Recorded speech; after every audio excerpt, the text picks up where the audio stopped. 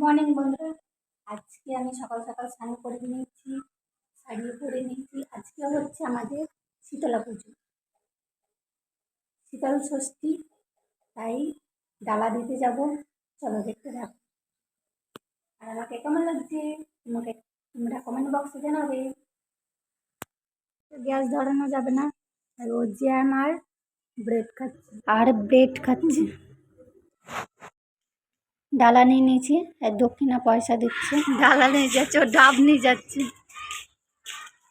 ভালো করে ধর, হাঁপিয়ে গেছে।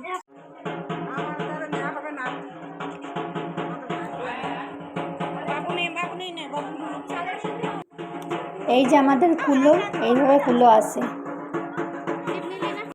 এই যে মা শীতলার পুজো হয়ে গেছে, আর রাত্রে মা কালীর পুজো হবে।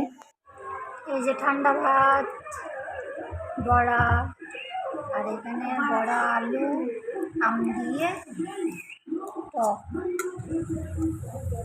আম দেওয়া আছে। এই টকটা খুব সুন্দর লাগে খেতে। খাচ্ছে এইভাবে লঙ্কা চেপে নিতে হবে।